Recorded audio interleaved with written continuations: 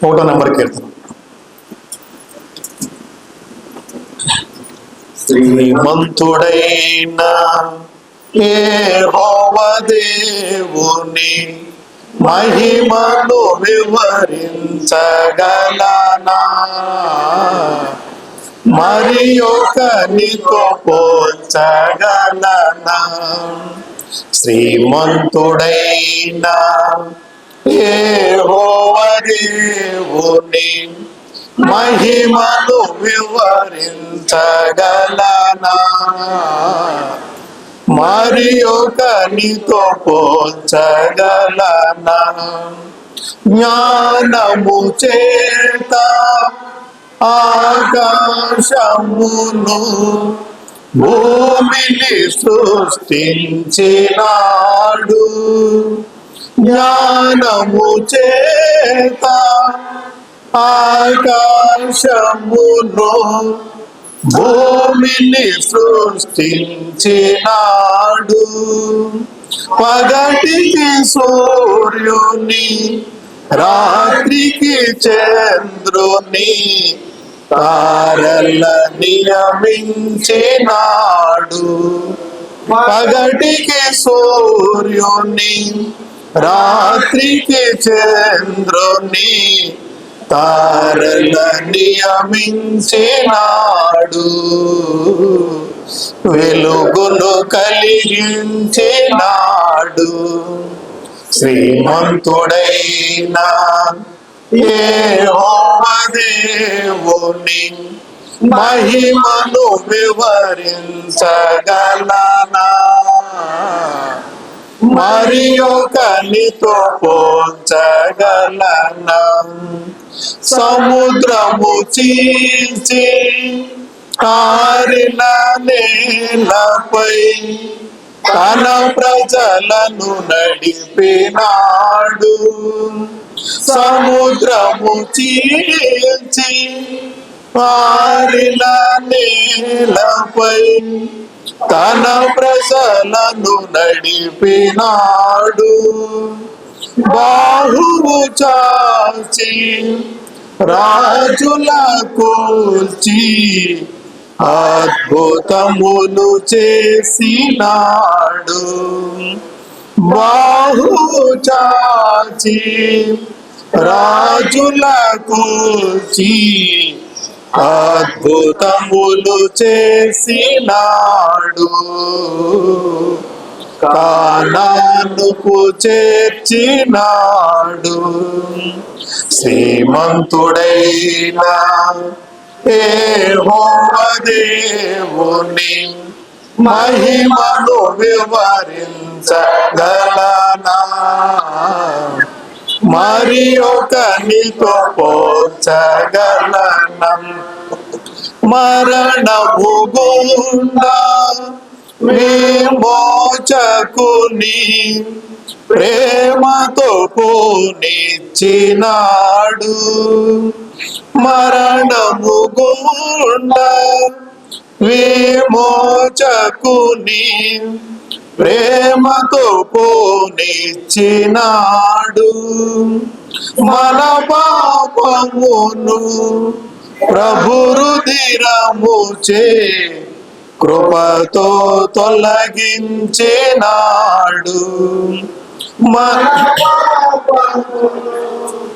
ప్రభు రుధిరముచే కృపతో తొలగించినాడు.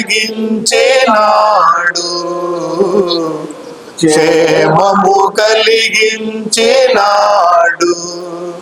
శ్రీమంతుడైన యెహోవా దేవుని మహిమను వివరించగలనా,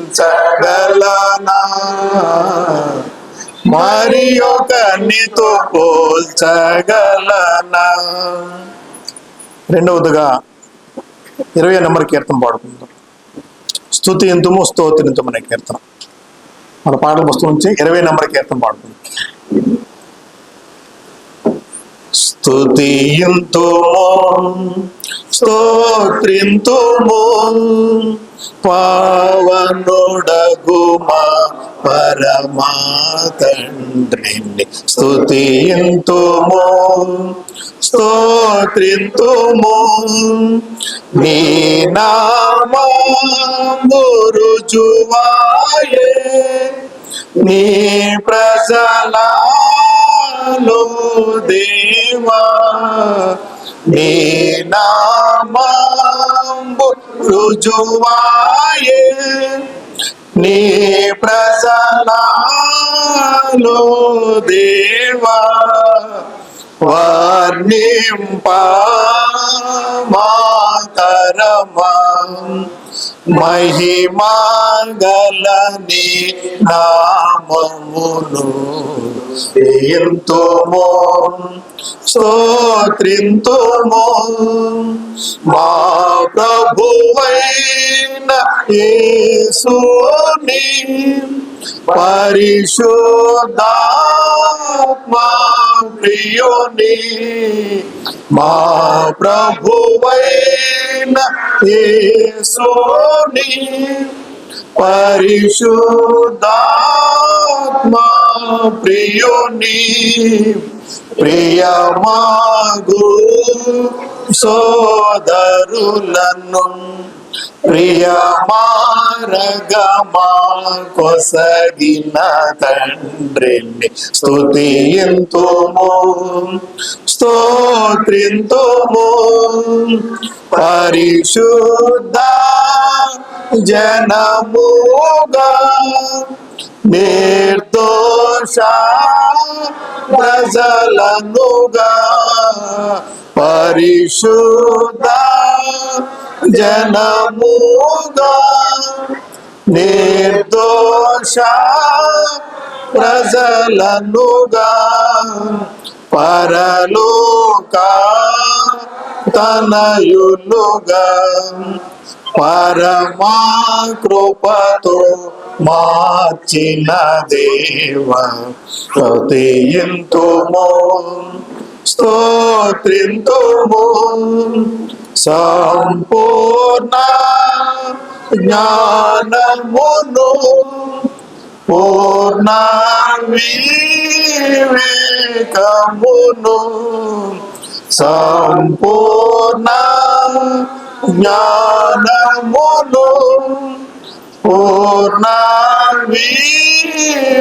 వివేకమును పరిపూర్ణ భోగ కలుగా పరిపూర్ణ కృపనిచ్చిన తండ్రిని స్తుతింతుము స్తోత్రింతుము. ప్రభు యేసు క్రీస్తులో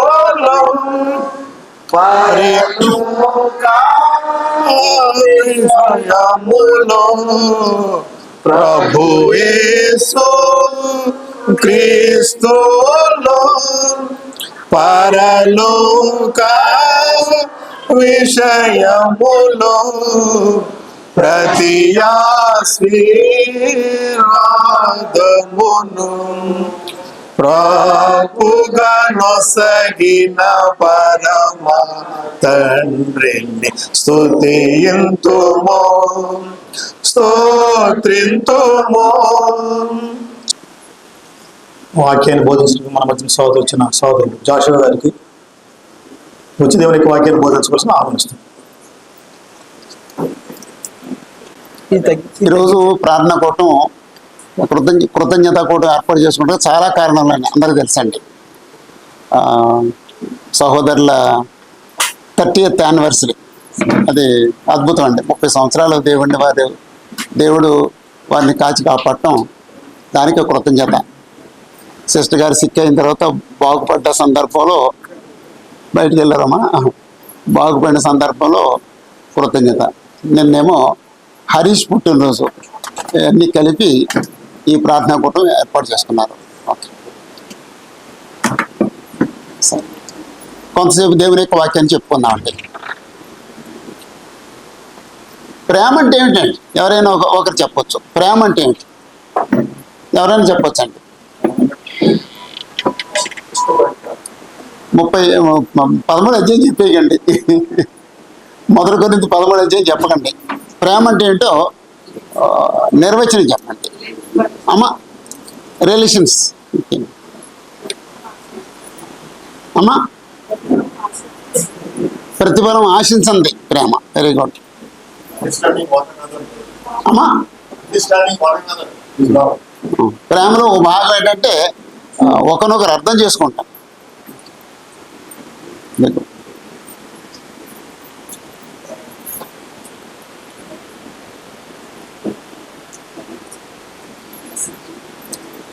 ఇతరుల పట్ల మనం కలిగుండే మంచి భావోద్రేకాన్ని ప్రేమ అన్నారండి. ప్రేమ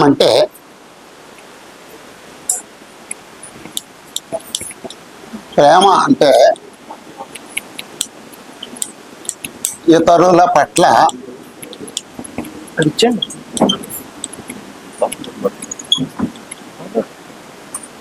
మనము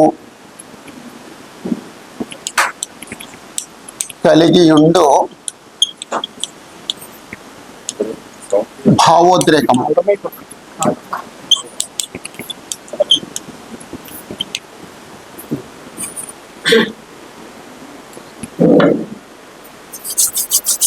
భావోద్రేకం హృదయం నుంచి వస్తుంది. ఇతరుల పట్ల మంచి భావోద్రేకం కలిగి ఉంటే అది ప్రేమ. చెడ్డ భావోద్రేకం కలిగి ఉంటే అది ద్వేషం. అంటే ఒక్క హృదయం నుంచే ప్రేమ వస్తుంది, ఆ హృదయం నుంచే ద్వేషం వస్తుంది, ఆ హృదయంలో నుంచే అసూయ వస్తుంది, ఆ హృదయంలో నుంచే క్షమాపణ వస్తుంది. అన్నీ ఆ హృదయం నుంచే. అదేంటండి ఒకే హృదయం నుంచి ఇన్నెలా వస్తాయని చెప్పేసి అనొచ్చండి. అంటే హృదయం మంచిగా ఉంటేనేమో మంచి వస్తుంది, చెడ్డగా ఉంటే చెడ్డ వస్తుంది. అది నా మాట కాదు, యేసుప్రభు చెప్పారండి. హృదయం నిండిన దాన్ని బట్టి నోరు మాట్లాడుతుంది. అంటే హృదయంలో ఏది ఉంటే అది నోట్లోంచి వస్తుంది, హృదయం ఏదుంటే అది కళ్ళ ద్వారా పనిచేస్తుంది. అంచేత ఇతరుల పట్ల మనం కలిగి ఉంటే మంచి భావోద్రేకాన్ని ప్రేమ అన్నారండి. చెడ్డ భావోద్రేకాన్ని ద్వేషం అంటారండి. ఓకే. దేవుడు ప్రేమస్వరూపి, యేసుప్రభు ప్రేమస్వరూపి. దేవుడు మనల్ని ప్రేమించి ప్రేమ అంటే ఏమిటో తెలియజేశాడు. లేకపోతే ఆయన కుమారుని పంపించి ప్రేమ అంటే ఏమిటో తెలియజేశారు. యేసుప్రభు మన కొరకు ప్రాణం పెట్టి ప్రేమ అంటే ఏమిటో తెలియజేశారు. ఇప్పుడు మనం ఎలా ఉండాలని దేవుడు కోరుకున్నాడండి. మనం ప్రేమస్వరూపులుగా ఉండాలని కోరుకున్నాడండి. అక్కడ సామాన్యంగా ఉండాలని కోరుకుంటలేదండి. ప్రేమ అంటే మనం ప్రేమ కలిగి ఉంటాం. మనం ప్రేమ కలిగి ఉండాలి అని కూడా కోరుకుంటలేదండి దేవుడు. మనం కూడా ఆయనలాగే ప్రేమస్వరూపులుగా ఉండాలని కోరుకుంటున్నాను. అంటే ఈరోజు నేను ఏం చెప్పాలనుకుంటానంటే, మనం ఏదన్నా పని చేస్తే ప్రయోజనం ఏంటి, ప్రతిఫలం ఏంటి అని ఆశిస్తాం. అంచేత మనం ప్రేమిస్తే వచ్చే ప్రతిఫలాలు ఏంటి అనేది ఈరోజు మనం ఆలోచిద్దామండి. అంటే సిస్టర్ గారు చెప్పారు, దేవుని యొక్క ప్రేమకిని మనిషి ప్రేమకి తేడా ఉంటుందండి. దేవుని ప్రేమలో పక్షపాతం ఉండదండి. మన ప్రేమలో ఖచ్చితంగా ఉంటుందండి. దేవుడి ప్రేమలో ప్రతిఫలాన్ని ఆశించదండి. మనం ప్రతిఫలాన్ని ఆశిస్తాం. రొట్టె పెట్టి రొట్టెన్నర కావాలంటాం. అది సామాన్యమైన. దేవుని ప్రేమలో శత్రువు కూడా ప్రేమించగలుగుతాడండి. మనం శత్రువుని ప్రేమించాం, మనల్ని ప్రేమించే వాళ్ళే ప్రేమిస్తాం.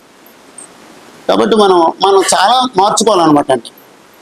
ప్రతిఫలాన్ని ఆశించని స్థాయికి రావాలండి. ఆ తర్వాత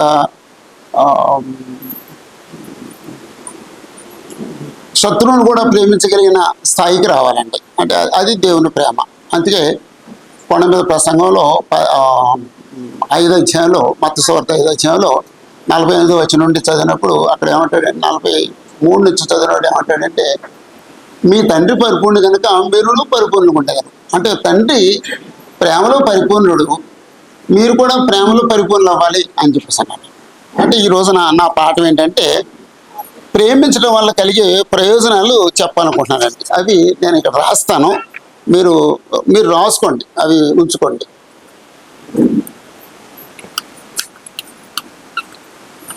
ప్రేమించుట వలన కలుగు ప్రయోజనములు.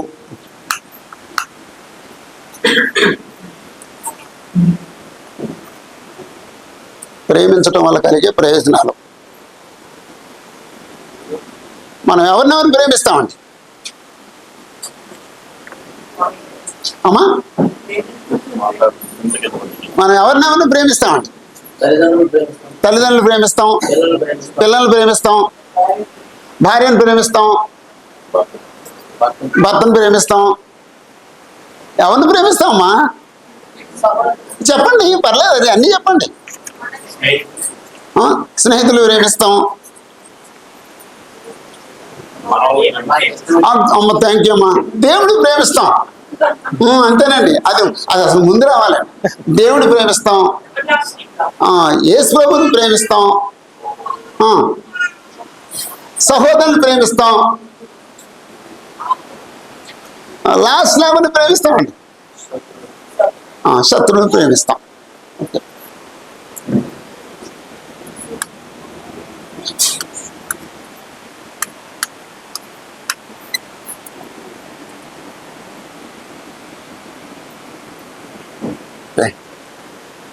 లేక దేవుని ప్రేమిస్తాం.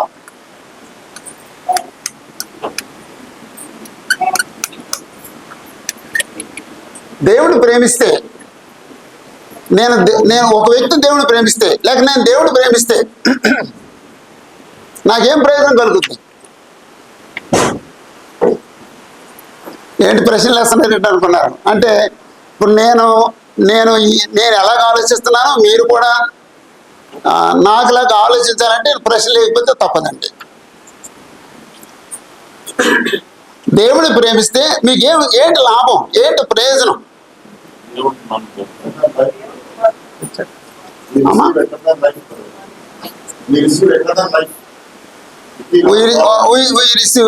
Eternal life.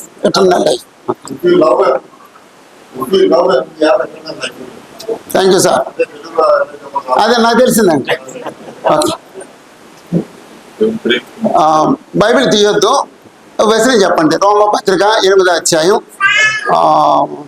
ఏదండి 28వ వచనం.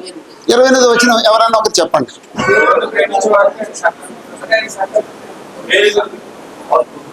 కంప్లీట్ చేయండి, మధ్యలో ఆపేయద్దు, కంప్లీట్ చేయండి. జరుగుతున్నవని ఎరుగుదాము. దేవుని ప్రేమించే వారికి అనగా ఆయన సంకల్ప చూపు పిలువబడిన వారికి, దేవుని ప్రేమించే వారికి అనగా ఆయన సంకల్ప చూపు పిలువబడిన వారికి దేవుని ప్రేమిస్తే ఏం వస్తుందండి? ఆయన సంకల్పంలో స్థానం వస్తుందండి. దేవుని ప్రేమించేవారు దేవుని సంకల్పంలో ఉంటారు. దేవుని సంకల్పములో ఉంటారు. రోమపత్రిక 8:28. దేవుని ప్రేమించిన వాళ్ళు ఆయన సంకల్పంలోకి రారండి. ఇప్పుడు ఒక సువార్తికుడు వెళ్ళి వాక్యం చెప్తున్నాడు, ఎవరు కన్వర్ట్ అవుతారండి? దేవుడిని ప్రేమించేవారు కన్వర్ట్ అవుతారండి. దేవుడిని ప్రేమించే వాళ్ళు సంకల్పంలోకి వస్తారండి. దేవుడిని ప్రేమించిన వాళ్ళు దేవుని సంకల్పంలోకి రారండి. అంతే. మనం చెప్తే వినేస్తారు అనుకుని మనం ప్రయత్నం చేస్తాం. మనం చెప్తే వినరండి. వాళ్ళు దేవుడిని ప్రేమిస్తే వింటారండి. కాబట్టి దేవుడిని ప్రేమిస్తే దేవుని సంకల్పంలో ఉంటాం. అంటే ప్రేమించడం వల్ల కలిగే ప్రయోజనాలు సరిపోయిందండి, లేకపోతే వేరుగా ఉందా? సరిపోయిందండి. ఎవరు మాట్లాడలేదండి. అంతేనండి, సరిపోతే ఓకే, సరిపోతే కానీ అడ్జస్ట్ చేద్దాం. ఓకే. తర్వాత 2, యేసు ప్రభువుని ప్రేమించటం.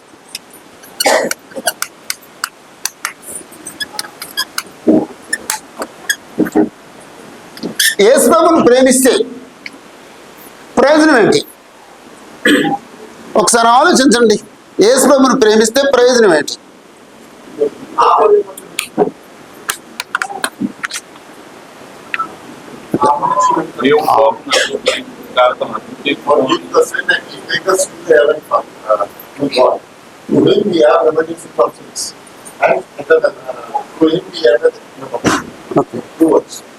అంటే అన్నిటికీ ముగింపు నిత్య జీవం, ఇటర్నల్ లైఫ్. అంటే యేసుప్రభుని ప్రేమిస్తే నాకేంటి ప్రయోజనం? పాపక్షమాపణ. యాక్చువల్గా యేసుప్రభు మన కోసం ప్రాణం పెట్టారు. మనం ఆయన ప్రేమిస్తే ఆయన పట్ల కృతజ్ఞత కలిగి ఉన్నాం అన్నమాట. కృతజ్ఞత లేని వాళ్ళు యేసుప్రభుని ప్రేమించలేరండి. ఇప్పుడు యేసుప్రభు యొక్క జీవితాన్ని ఎప్పుడైనా ఎవరైనా మనకు వివరిస్తే, ఆయన పరలోకాన్ని విడిచిపెట్టి లోకానికి వచ్చారు అనే సంగతిని ఎవరైనా చెప్తే, ఆయన మన కోసం ప్రాణం పెట్టాడు అని చెప్తే మనకేం కలుగుద్దండి? కృతజ్ఞతాభావం కలుగుద్దండి. కాబట్టి యేసుప్రభుని ప్రేమిస్తే కృతజ్ఞత కలిగి ఉంటాం. కృతజ్ఞత కలిగి ఉంటాము. విందాము రోమపత్రిక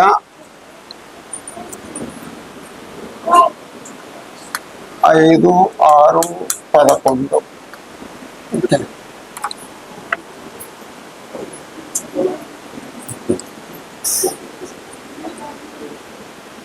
దైవత్వం 3 వ్యక్తులు ఉన్నారు. పరిశుద్ధాత్మని ప్రేమిస్తే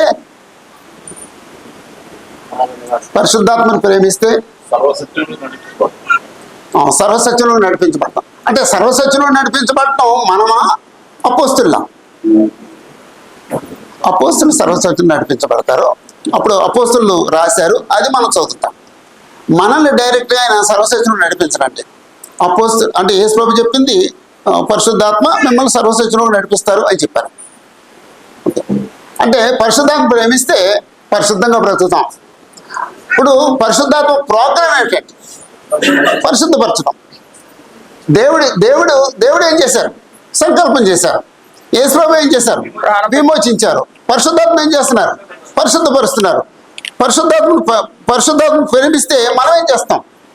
పరిశుద్ధంగా బ్రతుకుతాం. అంతేనండి. 1 పేతురు 1:1-2 వచనాల్లో 1 పేతురు 1:1-2 వచనాల్లో యేసుక్రీస్తు అపోస్తలుడైన పేతురు తండ్రి అయిన దేవుని భవిష్యత్ జ్ఞానమును బట్టి ఆత్మ వలన పరిశుద్ధత పొందిన వారై విధేయులొకటకును యేసుక్రీస్తు రక్తం వల్ల ప్రోక్షించబట్టుకును ఏర్పరచబడిన వారికి ఈ ఉత్తరం రాస్తున్నాడండి. అప్పుడు ఈ మొదటి 2-3 లైన్లలో ముగ్గురిని గురించి మాట్లాడాడు. దేవుడి గురించి ఏం మాట్లాడాడండి? భవిష్యత్ జ్ఞానం. భవిష్యత్ జ్ఞానం అంటే సంకల్పం. దేవుడి పని ఏమిటంటే సంకల్పించడం. మరి యేసుప్రభు పని ఏమిటండి? రక్తాన్ని పోషించడం అంటే విమోచించడం అనమాట. మరి పరిశుద్ధాత్మ పని ఏమిటండి? పరిశుద్ధపరచడం. పరిశుద్ధాత్మ పని పరిశుద్ధపరచడం. నువ్వు పరిశుద్ధాత్మ ప్రేమిస్తే పరిశుద్ధాత్మతో సహకరిస్తావు. ఆయనేమో మనల్ని పరిశుద్ధపరుస్తాడు. అలాగనమాట. 3 పరిశుద్ధాత్మ. నువ్వు పరిశుద్ధాత్మ ప్రేమిస్తే పరిశుద్ధపరచబడతావు.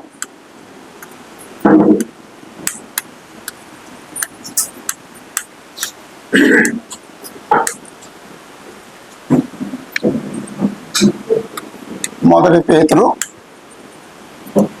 1:1-2 వచనాలు. 2 తెస్సలోనికయ 2:13. పరిశుద్ధాత్మ పని ఏంటంటే మనల్ని పరిశుద్ధపరచటం. అలాగండి. అంటే ఏమీ లేదు. అంటే నేను ఎలా ఎందుకు చెప్పాలనుకున్నానంటే, మనం అందరినీ ప్రేమించాలండి. అందరినీ ప్రేమించాలండి. దేవుడి దగ్గర నుంచి ఆఖరి వ్యక్తి ఎవరండి? అంతేనండి. మనం మొట్టమొదటి వ్యక్తి ఎవరండి? దేవుడు. మొదటి స్థానం దేవుడిది. మొదటి దేవుడిని ప్రేమించాలి. ఆఖరి వ్యక్తి ఎవరండి? మనల్ని హింసించేవారు, మనతో శత్రుత్వం కలిగిన వారు, వారిని ఆఖరిని ప్రేమించాలి. వారిని కూడా ప్రేమించాలి. ఆఖరిని ప్రేమించాలంటే వాళ్ళు లీస్ట్ అని కాదండి. నువ్వు ప్రేమించలేవు. ఈ అందరినీ ప్రేమించుకుంటూ వస్తే చివరికి నువ్వు చివరిలో లాస్ట్లో ఆ శత్రువును ప్రేమించగలుగుతావు. మొదటి శత్రువును ప్రేమించలేవు. ఎవరికి బాప్తిస్మం పొందిన మొదట్లో శత్రువును ప్రేమించని చెప్పకండి. యేసుప్రభు చెప్పలేదండి. కొండ మీద ప్రసంగంలో శత్రువును ప్రేమించనేది ఎన్నో పాయింట్ అండి. ఎన్నో పెట్టండి. 14వ పెట్టండి. మొదటి పెట్టేంటండి దీనత్వం. ఆత్మ విషయమై దీని లేని వర్ధంలో పరలోక రాజ్యం వారిది. మొదటి పెట్టేమో దీనత్వం. 5 అధ్యాయంలో ఆఖరి పెట్టు నువ్వు శత్రువును ప్రేమించి హింసించే వరకు ప్రార్థన చేయి. అది శత్రువును ప్రేమించడం ఆఖరినండి. అంచేత మనం అందరినీ ప్రేమించాలి. అప్పుడే మనం పరిపూర్ణ అవుతాం. అందుకే నేను ఈ పాఠాన్ని చెప్పాలనుకుంటున్నాను.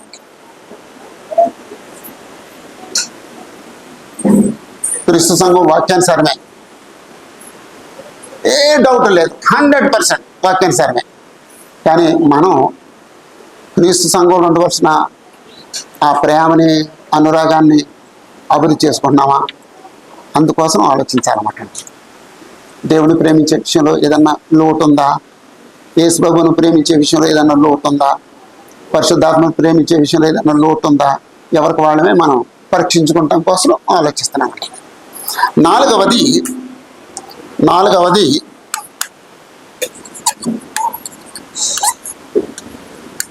భర్తను ప్రేమిస్తే, 5 భార్యను ప్రేమిస్తే, అంటే ఈ రెండు ఒకటేనండి. భర్తను ప్రేమిస్తే ఏమవుతాడు? భార్యను ప్రేమిస్తే ఏమవుతాడు? ప్రతిఫలం ఏంటండి? నేను నా భార్యను ప్రేమిస్తున్నాను, ప్రతిఫలం ఏంటండి? నేను నా భర్తను ప్రేమిస్తున్నాను, ప్రతిఫలం ఏంటండి? జీవమైన కృపావరంలో పాలి భాగస్తులు అవుతారు. ఒక భార్య భర్త మధ్యన ప్రేమ ఉంటే ఆ కుటుంబం నిలబడద్దండి. ప్రేమ లేకపోతే ఆ కుటుంబం నిలబడదండి. మన కళ్ళ ముందు ఎన్ని కుటుంబాలు విచ్ఛిన్నమైపోయినాయండి. ఒకళ్ళ పట్ల ఒకళ్ళు ప్రేమ లేకపోవటం వల్ల ఎన్ని కుటుంబాలు విచ్ఛిన్నమైపోయినాయండి. ప్రేమిస్తే కుటుంబం నిలుస్తుంది. ఈ రెండు కలిసి కుటుంబము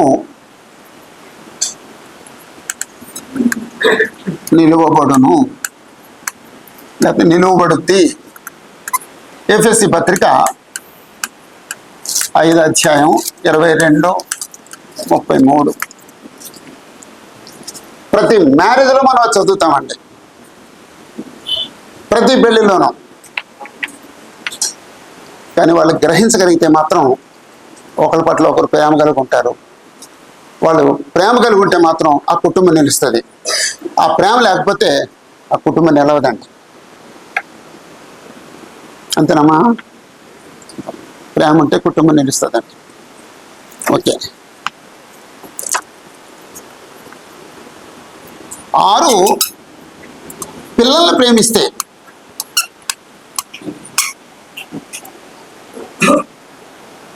తల్లిదండ్రులు పిల్లల్ని ప్రేమిస్తే ఇంకేదో జరుగుద్ది, కుటుంబానికి ఇంకేదో జరుగుద్ది. కుటుంబం వర్ధిల్లుతుందండి.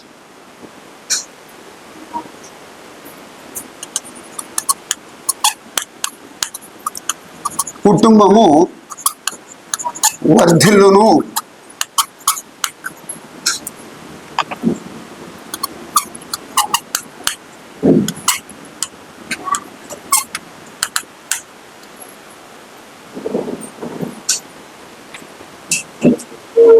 ఇక్కడ కూర్చున్న వాళ్ళలో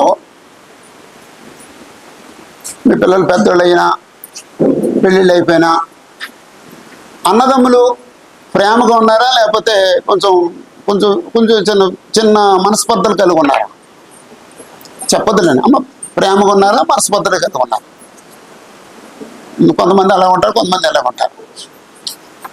ఇప్పుడు మనస్పర్ధలు కలిగి ఉన్న వాళ్ళు వర్ధిల్లినట్ట, అయితే ప్రేమగా ఉన్నవాళ్ళు వర్ధిల్లినట్ట? అంతేనండి. చిన్నప్పుడు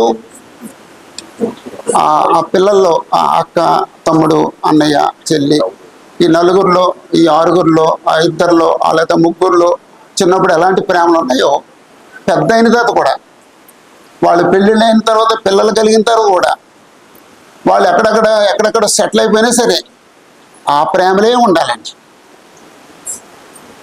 ఈ మధ్యలో ఆడు ఆస్పరుడు అయిపోయాడని ఆస్పరుడు అయిపోయినాడు మిగిలిన వాళ్ళు తక్కువ చేయటం కానీ, లేకపోతే వాడు ఆస్పరుడు అయ్యాడని డెవలప్ అవ్వని వాళ్ళు వాడిని వ్యతిరేకించడం కానీ జరగకూడదు. వాడు ఆస్పరుడు అయితే అయ్యాడు, మా అన్నయ్య, లేకపోతే మా తమ్ముడు, మా అక్క, మా చెల్లి, మేము సమాధానంగా ఉంటాం. ప్రతిరోజు అక్క చెల్లెళ్ళు ఫోన్ చేసుకుని మాట్లాడుకుంటే ఎంతమంది ఉంటారండి? ప్రతిరోజు ఉన్నారేమో ఎవరైనా? మంచిదమ్మా. ప్రతిరోజు అన్నదమ్ములు మాట్లాడుకునేవాడు, ఫోన్ చేసుకుని మాట్లాడుకునేవాడు, ఎన్ని పనులు ఉన్నా సరే ప్రతిరోజు. ప్రతిరోజు పిల్లలతో మాట్లాడేవాళ్ళు ఉన్నారు. Very good. ప్రతిరోజు తల్లితో మాట్లాడేవాళ్ళు, తండ్రితో మాట్లాడేవాళ్ళు. మంచిదమ్మా. మాకు ఆ సాంప్రదాయం ఉందండి. నేను మా పిల్లలందరితో మాట్లాడతాను, మా పిల్లలందరూ నాతో మాట్లాడతానండి ప్రతిరోజు. అంత నేను నాకేదైనా కొత్త సంగతి తెలిసిందనుకోండి, నేను మా చిన్నబాబు చేస్తే అక్క చెప్పింది డాడీ అంటదండి. అంటే అప్పుడే లీక్ వెళ్ళిపోయింది అనమాట అండి. అలాగా అందరికీ అన్ని విషయాలు తెలుస్తాయి. ప్రతిరోజు అందరితో మాట్లాడుకుంటాను. అది పెద్ద బ్లెస్సింగ్ అనుకుంటానండి. అంతేనండి. ప్రతిరోజు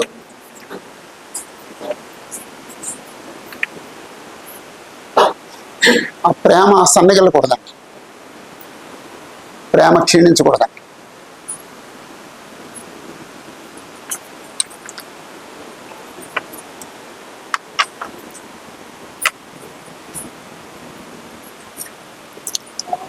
పిల్లలు తల్లిదండ్రులు ప్రేమిస్తే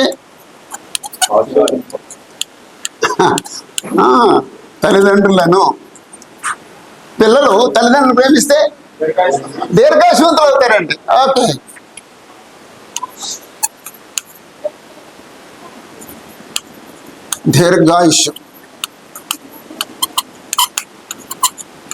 దీర్ఘాయుష్ వస్తుంది.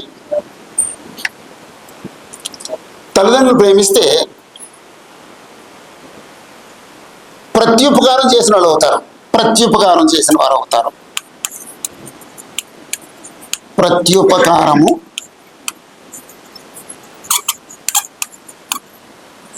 చేసిన వారగుదురు.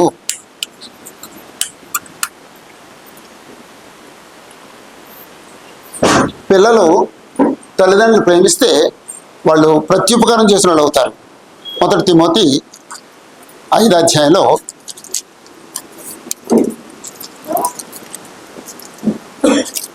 మొదటి తిమోతి 5వ అధ్యాయంలో 4వ వచనం అండి. 1 తిమోతి 5:4.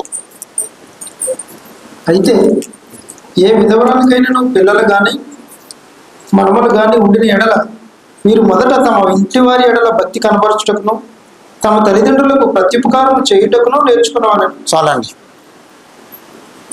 ఏ విధవరాలకైనా సరే పిల్లలు కానీ మనవలు కానీ ఉంటే వారు మొదట తన ఇంటి వారి ఎడల భక్తి కనపరచుటకును తమ తల్లిదండ్రులకు ప్రత్యుపకారం చేయుటకు నేర్చుకోవాలి. ప్రస్తుత కాలంలో లోకంలో ఉన్నవారు తమ తల్లిదండ్రులు చూడలేదండి. క్రీస్తు సంఘస్థులు కూడా తమ తల్లిదండ్రులు చూడలేదండి. I'm sorry. క్రీస్తు సంఘస్థులు కూడా తల్లిదండ్రులు చూడలేదండి. క్రీస్తు సంఘస్థుడు అంటే క్రొత్త నిబంధనని తూచా తప్పకుండా పాటించేవాడు, దైవ నియమాల్ని ఖచ్చితంగా పాటించేవాడు క్రీస్తు సంఘస్థుడు. దైవ నియమాలు మీరేవాడు క్రీస్తు సంఘస్థుడు కాదు. ఈరోజు క్రీస్తు సంఘాల్లో చాలా మంది తమ తల్లిదండ్రులకు ప్రత్యుపకారం చేయట్లేదండి. నేను దానికి ఒక మాట చెప్తాను. నీకు జీతం వచ్చింది, ఆ జీతం చేతితో పట్టుకొని దేవునికి ప్రార్థన చేయి, నాయనా ఈ నెలంతా నేను వర్క్ చేసేటట్టు నాకు ఫుల్ శాలరీ వచ్చేటట్టుగా చేసావు, నీకు వందనాలు, దీన్ని నీకు నీకు నీకు అనుకూలంగా నేను ఖర్చు చేస్తాను అని దేవుడికి కృతజ్ఞత చెప్పు. అప్పుడు దాంట్లో 10వ వంతు కంటే ఎక్కువ మొదట తీసి ఓ బ్యాగ్లో పెట్టాలండి. అది దేవుడిదండి. దేవుడికి ఒక బ్యాగ్ ఉండాలి మన ఇంట్లో మనం ఉన్న బ్యాగుల్లో దేవుడి బ్యాగ్ కూడా ఉండాలండి. ఆ దేవుడి బ్యాగ్లో పెట్టాలండి. ఆ తర్వాత నీ తండ్రికి ఎంత ఇవ్వాలని నువ్వు నిర్ణయించుకున్నావు, ముందు మీరు మాట్లాడుకుంటారు, నాన్నతో మాట్లాడతారు, అది తీసి నాన్న బ్యాగ్లో పెట్టు, లేకపోతే వెంటనే నాన్నకి పంపించేసారు, అమ్మకి నాన్నకి ఒక. ఆ తర్వాత ఇంకా వేరే వేరే ఖర్చులు, అంటే ఎవరైనా బీదలైన సువార్థికులకి అది ఇవ్వటం మంచిది. ఎందుకంటే మనం వెళ్ళలేని చోట్లకి ఆ సువార్థికులు వెళ్తున్నారండి, చేత సువార్థికులకి కొంత తీసేయాలి. అప్పుడు నీ పిల్లల ఫీజులు, ఇంటెత్తులు, పాలకి, కిరాణాకి, ఇంకా అన్ని తర్వాత మీరు చేసుకోండి. మొదట మాత్రం దేవుడు తీయాలి, రెండోది తల్లిదండ్రులు తీయాలి. ఎంతమందికి ఉందండి ఈ ప్రాక్టీస్?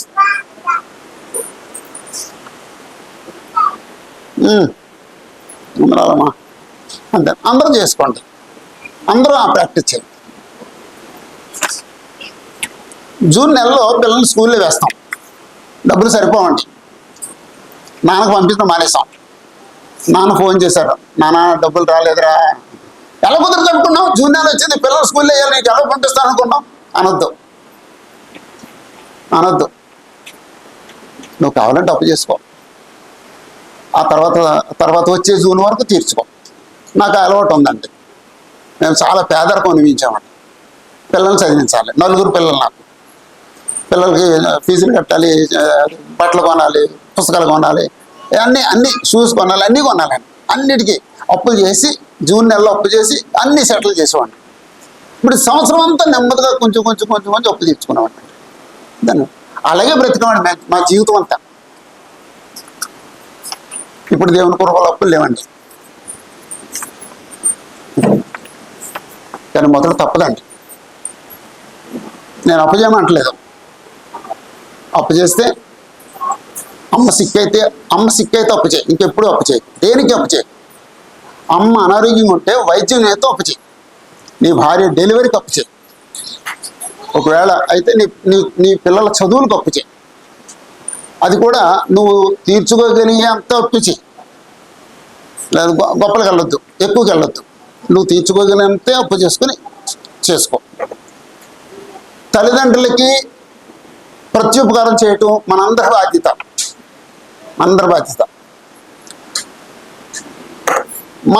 నా చిన్నతనంలో నా తల్లి నా తండ్రి చేసినట్టు నాకు చేసినట్టు నేను పెద్ద ఇద్దరు నా తల్లిదండ్రులకి అలా చేశానా అని ఒకసారి ఆలోచించండి. నీ చిన్నతనంలో మమ్మీ డాడీ నీకు చేసినట్టుగా వాళ్ళకి నువ్వు చేసావా అని అడుగుతున్నానమ్మా. ఇంకా నువ్వు అంటే చేసే అవకాశం నీకు రాలేదు, ఇంకా రాలేదు, వచ్చిన తర్వాత చెప్తే కానీ. ఏ తల్లి ఏ తండ్రి తన బిడ్డని ఇంత కూడా నిర్లక్ష్యం చేయడానికి, ఎడవాడు తాగుబోతాడు అయితే తప్ప ఇంత కూడా నిర్లక్ష్యం చేయరండి. వాళ్ళ కోసమే బతుకుతారండి. పిల్లలు పెద్ద అయిన తర్వాత అమ్మ నాన్న కోసమే బ్రతకాలండి. అప్పుడు 2 వచనాలు వేసుకుందామండి. ఇక్కడ దీర్ఘాయుష్మంతులు అయినట్లు ఎఫ్ఎస్సి 6:1-4 అక్కర్లేదు, 3 సరిపోద్ది. ప్రత్యుపకారం 1 తిమోతి 5:4.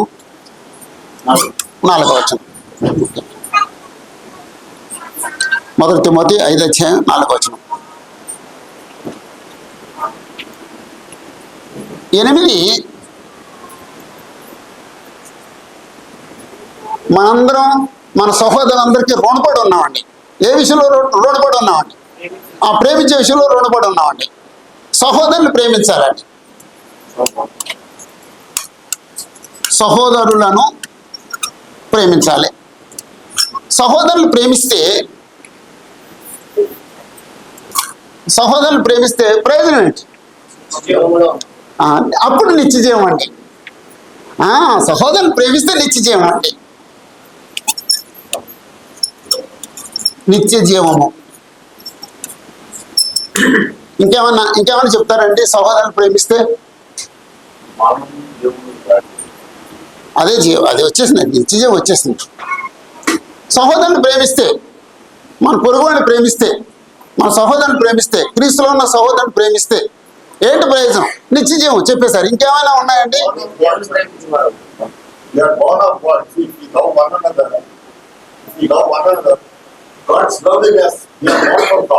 అంతేనండి. అంటే ఆయన ఏమంటారంటే మన సహోదరుని ప్రేమిస్తున్నట్టు మనం దేవుని పుట్టినోడు అని అర్థం. అంతే, దేవుని పుట్టినోడే దేవుని సహోదరుని ప్రేమిస్తాడు. ఇంకేమైనా ఆలోచించండి అమ్మా.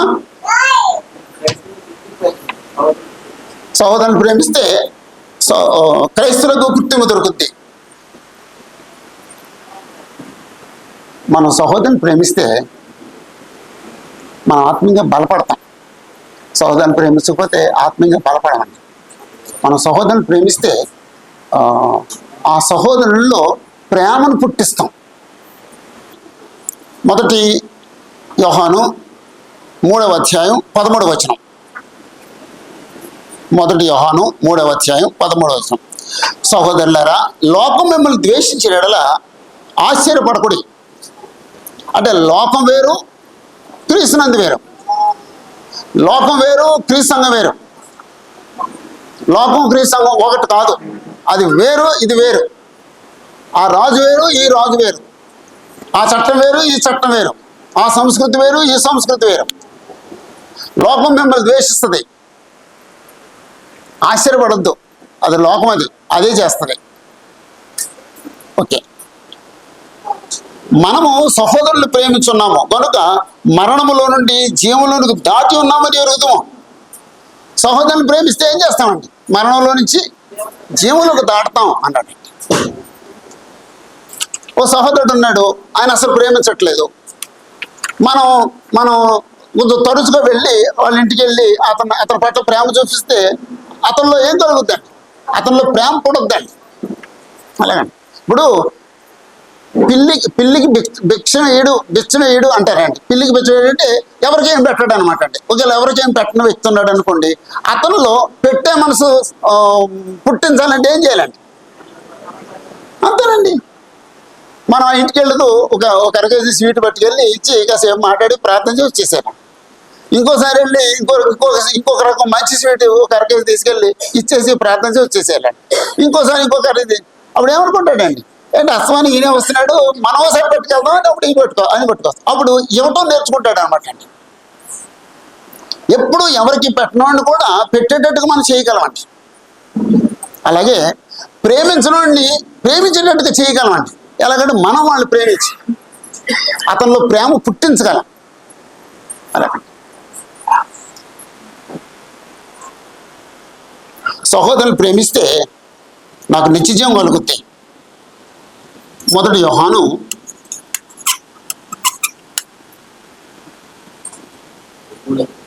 3:14 లేదా 14-15.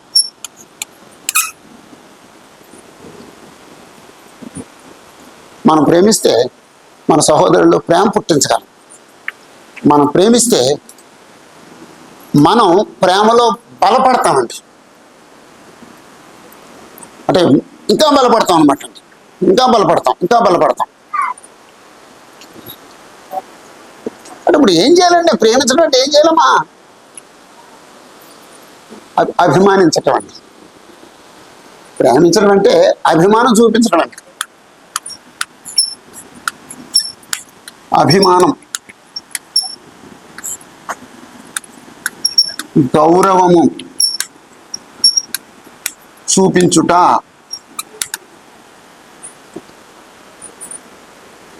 మన ఇళ్ళల్లో పడక కుర్చీలు ఉంటాయి కదండి, ఈజీ చైర్స్ ఉంటాయి కదండి. ఈవినింగ్ ఈజీ చైర్ వేసుకుని కూర్చోండి. జస్ట్ ఒక ఈవినింగ్, ఏదో ఈవినింగ్ జస్ట్ పడక కుర్చీలో కూర్చోండి. ఆ ముందు స్టూల్ పెట్టుకుని కాళ్ళు కూడా స్టూల్ పెట్టుకోండి, రిలాక్స్ అవ్వండి. అప్పుడు ఒకసారి ఆలోచించండి, ఆ చివరి నుంచి చివరికి ఆలోచించండి. ఆ దూరంగా మీకు దయాళనగర్ చర్చ్లో దూరంగా ఉన్న బ్రదర్ ఎవరో చూడండి. ఆ బ్రదర్తో నా రిలేషన్షిప్ ఎలాగ ఉంది, నేను ప్రేమిస్తున్నానా, ఓకే ప్రేమిస్తున్నాను, వెరీ గుడ్ అనుకుని టిక్కు పెట్టుకోండి. మనసులో టిక్కు, కాగితం మీద అక్కర్లేదు. ఇంకా కొంచెం యువతలకు వస్తే ఆ తర్వాత ఉంటే ఆ కుటుంబం, నేను వాళ్ళ పట్ల ప్రేమ కలిగి ఉన్నానా, ఇంకా కొంచెం యువతలకి ప్రేమ కలిగి ఉన్నానా, ఇంకా కొంచెం యువతలకి ప్రేమ కలిగి ఉన్నానా. ఎక్కడికైనా వచ్చిన తర్వాత, ఎవరింటికైనా వచ్చిన తర్వాత నేను అంత ప్రేమ కలిగి లేను అనిపిస్తుంది. అదే అప్పుడు ఏం చేయాలండి, అప్పుడు లేచి బట్టలు వేసుకొని ఒక అరకాయ స్వీట్ తీసుకుని ఆ ఇంటికి వెళ్ళాలన్నమాట. నేను నిన్ను ప్రేమించలేకపోతున్నాను అని చెప్పక్కర్లేదండి. కాసేపు మాట్లాడండి, కాసేపు బైబిల్ గురించి మాట్లాడుకోండి, కాసేపు ముందు పిచ్చి పాట మాట్లాడండి, తర్వాత బైబిల్ గురించి మాట్లాడండి, దేవుడి ప్రేమ గురించో యేసుప్రభు ప్రేమ గురించో ఏదో ఒకటి మాట్లాడండి. ఇద్దరు కలిసి ప్రార్థన చేసి వచ్చేసేయండి. నీలో సగం భారం తగ్గిపోద్దండి. అలాగే ఇంకోసారి వెళ్ళండి, అలా 2-3 సార్లు చేస్తే ఏమైపోద్దండి, సరళం అయిపోద్దండి, క్లియర్ అయిపోద్దండి. అంతకుముందు బాగాలేదు, సంబంధం బాగాలేదు, ఇప్పుడు బాగుంటుంది. అంతేనండి. చర్చిలో ఈ చివరి నుంచి చివరి వరకు ఎంతమంది సహోదరులు ఉన్నారో అందరితో నేను అలా చేస్తానండి.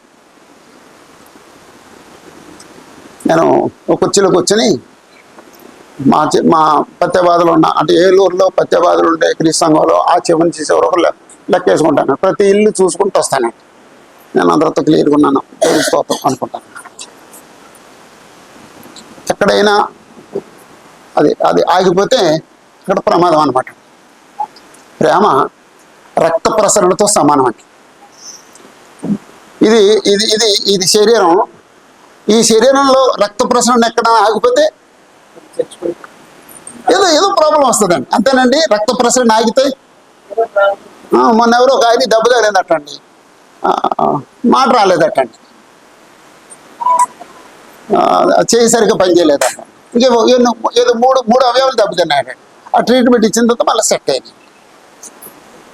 క్రీస్తు యొక్క సంఘంలో కూడా క్రీస్తు యొక్క సంఘం కూడా క్రీస్తు శరీరం. క్రీస్తు శరీరంలో రక్తం సరిగ్గా ప్రవహించాలి. ఏంటంటే రక్తం ప్రేమ. క్రీస్తు శరీరంలో క్రీస్తు సంఘంలో ప్రేమ ప్రసరించాలి. క్రీస్తు దగ్గర నుంచి ప్రేమ ఫ్లో సూపర్గా ఉంది. ఎక్కడికో ఒక చోట వచ్చిన తర్వాత ఇక్కడి నుంచి ఇక్కడికి ఏదో స్ట్రక్ అవుతుంది. అప్పుడు ప్రాబ్లం అండి, ఆ అవయం చచ్చిపడిపోతాను. దాన్ని క్లియర్ చేసుకోవాలన్నమాట. అది అద్భుతమైన అంతే. అలాంటి ఆలోచన రోమపత్రిక 12 అధ్యాయంలో దొరుకుద్దండి. 9వ వచనం నుండి 21వ వచనం వరకు చదివితే తెలుస్తుందండి. అది సరిగ్గా సరిపోయే వచనం అండి. ఓకే, మన సహోదరుని ప్రేమిస్తే నిత్యజీవం పొందుతాం. ఒక్క నిమిషం అండి. నిత్యజీవం పొందుతాం.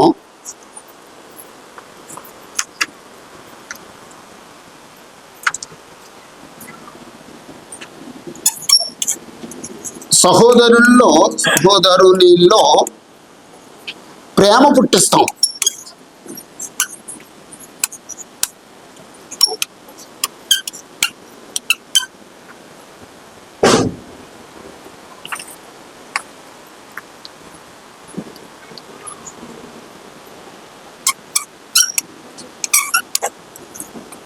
సంఘాన్ని ప్రేమిస్తే,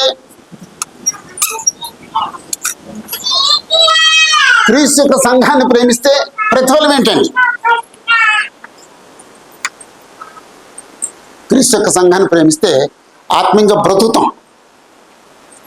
సంఘాన్ని ప్రేమించినోడు ఆత్మీయంగా బ్రతకడండి.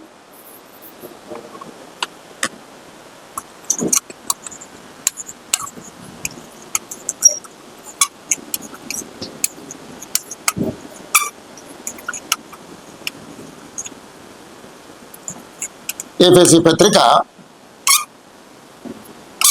4వ అధ్యాయం 16వ వచనం. ఎఫెసీ పత్రిక 4వ అధ్యాయం 16వ వచనం. ఓకే, మనం చివరికి వచ్చేసామండి. ఓకే,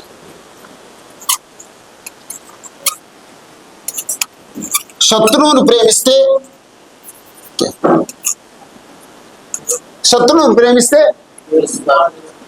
అండి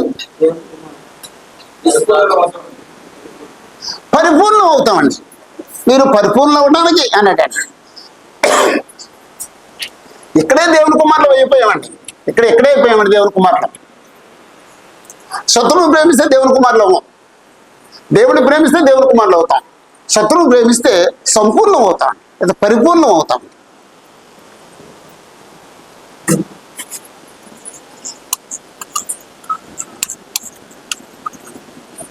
పరిపూర్ణుల మౌదుము. మత్తయి సువార్త 5వ అధ్యాయం 43వ వచనం నుండి 48వ వచనం వరకు. మత్తయి సువార్త 5వ అధ్యాయం 43 నుండి 48 వరకు.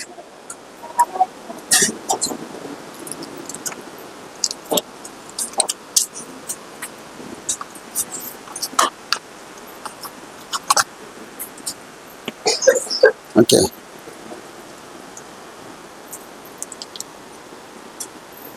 పాత మన కాలంలో నీ పొరుగుని ప్రేమించు, శత్రువుని ద్వేషించు అని చెప్పబడిన మాట మీరు విన్నారు కదా.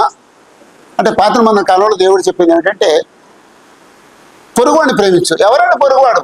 యూదులకి, ఇస్రాయేల్కి పొరుగువాడు ఎవరండి? ఇస్రాయేలీయుడు. శత్రువు ఎవరండి?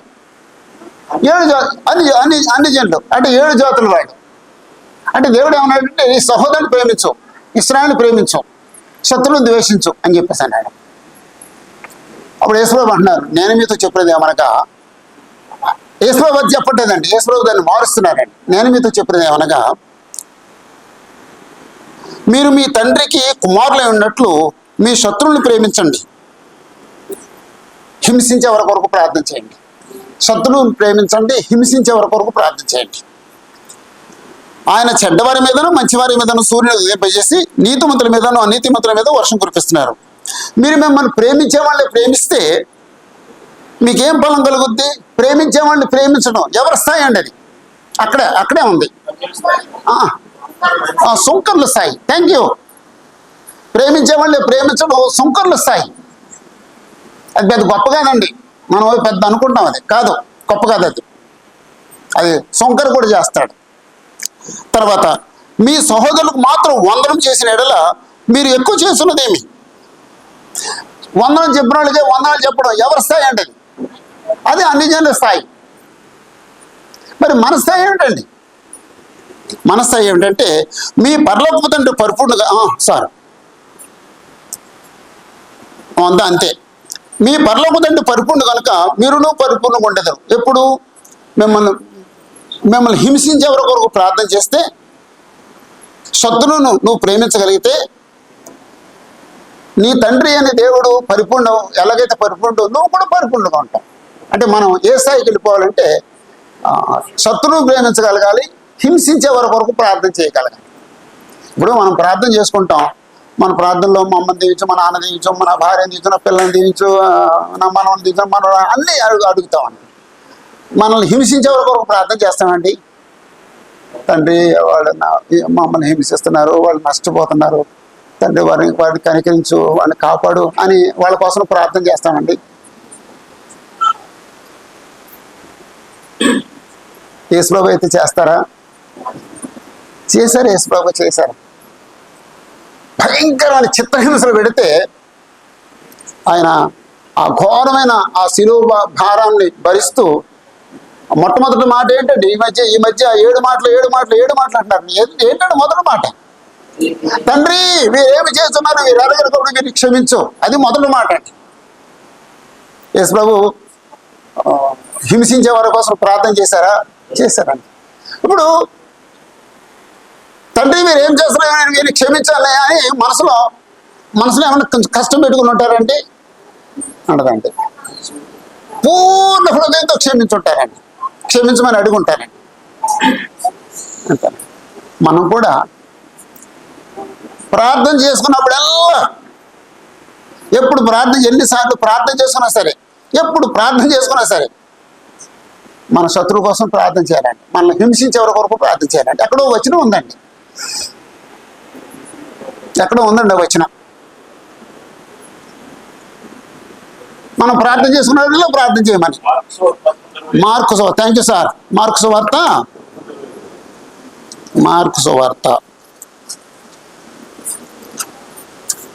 11వ అధ్యాయం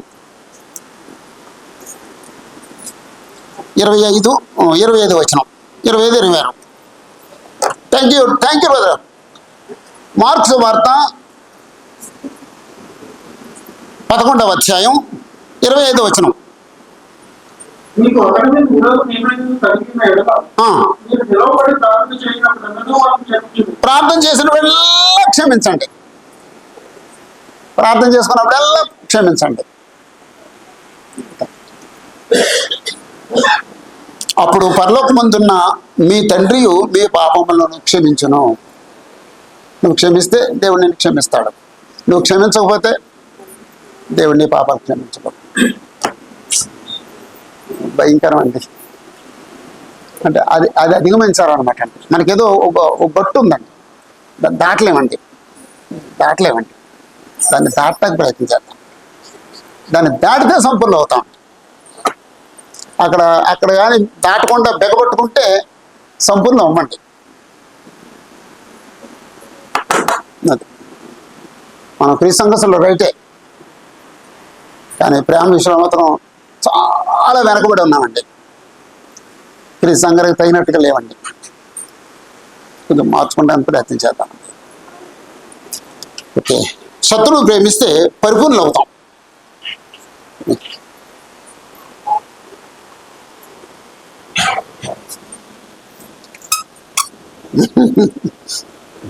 లాస్ట్ అండి, సాతాను ప్రేమిస్తే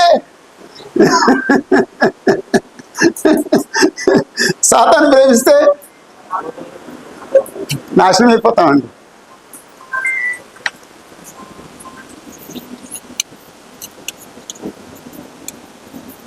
సాతాను ప్రేమిస్తే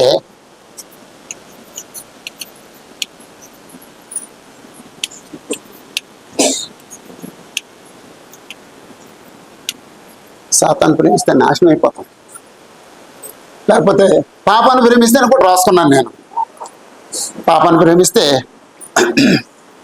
నాశనం అయిపోతాం. అంటే పాపం చేసే ప్రతి మనిషి సాతాను ప్రేమించేవాడేనండి. పాపం చేసే ప్రతి మనిషి సాతాను ప్రేమించేవాడే. 1 యోహాను పత్రికలో 3వ అధ్యాయంలో ఆ మాట వ్రాయబడిందంట. 1 యోహాను పత్రిక 3వ అధ్యాయం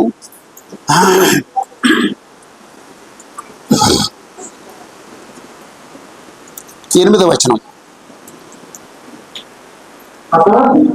మొదటి నుండి పాపం చేస్తున్నాడు కనుక పాపం చేయవాడు అపవాది సంబంధం.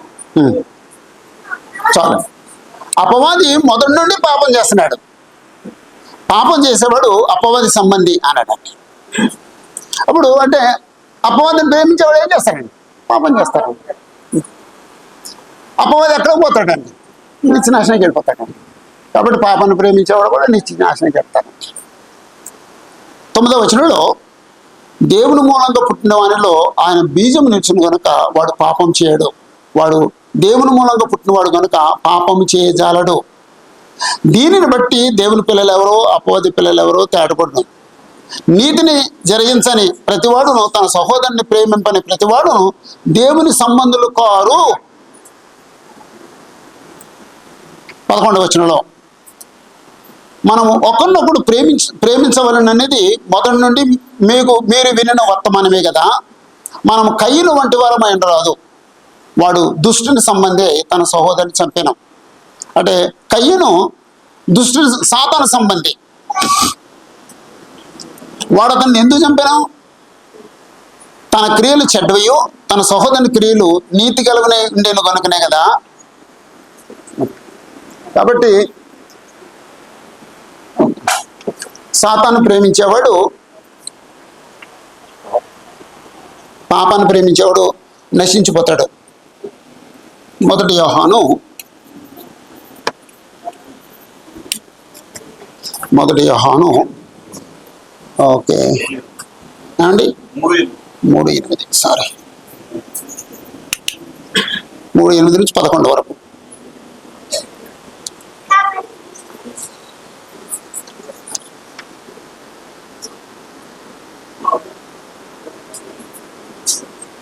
ఓకే, నేను ముగించేస్తానండి. ప్రేమ అంటే ఇతరుల పట్ల మనం కలిగి ఉండే మంచి భావోద్రేకం కలిగి ఉంటూ మంచి భావోద్రేకం.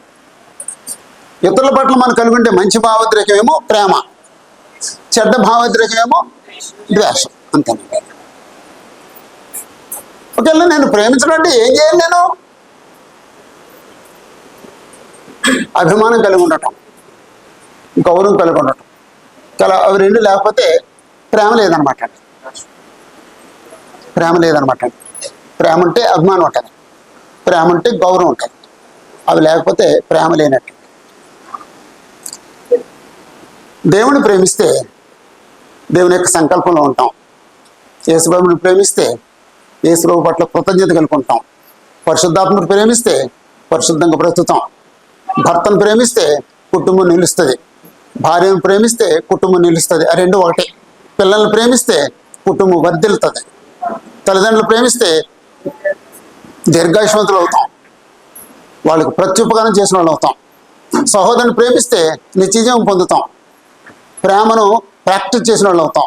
సహోదరులలో ప్రేమ పుట్టించిన వాళ్ళు అవుతాం. సంఘాన్ని ప్రేమిస్తే ఆత్మీయంగా బ్రతుకుతాం.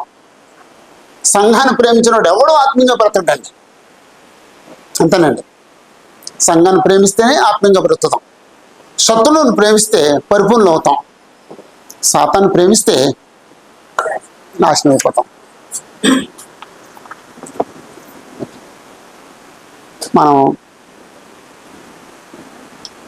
మన చుట్టూ ఉన్న వాళ్ళందరినీ ప్రేమించాలి. ఎవరి పట్ల మన ప్రేమ ఎలాగుందో ఎవరికి వాళ్ళే ఆలోచించుకోండి. ఎక్కడైనా లోపం ఉందనుకుంటే ఇప్పుడే నష్టం లేదండి, వెంటనే దిద్దుకుంటాం ప్రయత్నించండి. దిద్దుకుపోతే నష్టపోతాం, దిద్దుకుంటే నష్టపోం.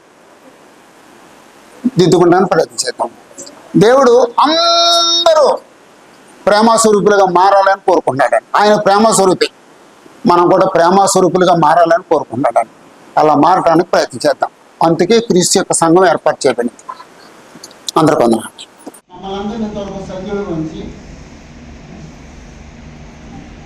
సృష్టి చేసిన మొదలుకొని ఇప్పటి వరకు అన్ని విషయాల్లో అన్ని కార్యాల్లో మీ ప్రేమను వ్యక్తపరుస్తున్నందుకు మీకు వేలాది స్తుతులు స్తోత్రాలు చూపిస్తున్నాం. మా వ్యక్తిగత జీవితంలో మేము పుట్టిన మొదలుకొని ఇంతవరకు మమ్మల్ని పోషిస్తూ సంరక్షిస్తూ కాచి కాపాడుతూ ప్రతి ఈవిని దయచేస్తూ అన్నిటికంటే ముఖ్యంగా రక్షణ ఇచ్చి మా పట్ల మీ ప్రేమను వ్యక్తం చేసినందుకు మీకు స్తుతులు చెల్లిస్తున్నాం. మేము కూడా అదే ప్రేమలో వర్తిల్లుగలుగునట్లుగా ఆశీర్వదించుకొని కేరళలో ఉన్న క్రీస్తు సంఘం మా సహోదరులు ఎల్వీరావు గారు ఇక్కడ పని ప్రారంభించి ఎంతో అభివృద్ధి చేసి మీ పిలుపునందుకుని మీ సంఘంకి వచ్చాము. ఆయన నెమ్మదిని అనిపిస్తున్నాడని నమ్ముతున్నాము. ఆయన విడిచిపెట్టి వెళ్ళిన కుటుంబాన్ని దీవించుకుని అడుగుతున్నాము. ఈ పని ప్రభు వచ్చే వరకు కూడా నిలిచిపెట్టేట్టుగా ఆశీర్వదించమని పెడతాం. ఈరోజు ప్రార్థన కోసం ఏర్పాటు చేసిన విశ్వనాథం గారి కొరకు వారి కుటుంబంలో ప్రార్థిస్తున్నాం. అని వారి కుటుంబంలో ఎన్నో కార్యాలు చేశారు. వారి వైవాహిక జీవితంలో 30 సంవత్సరాలు వారిని ఆశీర్వదించారు. అందుకు సిస్టర్ గారికి ఆరోగ్యం ఇచ్చారు, చెల్లిస్తున్నాము. వాటిని ఆశీర్వదించి ఆ బిడ్డ విషయంలో తల్లిదండ్రులు చేస్తున్న ఆలోచనలు ఈ చిత్రాలను సఫలపరచడానికి పెట్టుకుంటాం. సహోదరి మామయ్య గారి కొరకు ప్రార్థిస్తున్నాము. తండ్రి ఆయన బాగా సిక్ అయ్యారని విన్నాం తండ్రి. ఇప్పుడు ఆయన వాక్యం ఉంటున్నందుకు సంతోషిస్తున్నాము తండ్రి. ఆయన రక్షించబడితే ఆ కుటుంబంతో రక్షించబడటానికి ద్వారం తెరవబడద్దని నమ్ముతున్నాను. ఆయన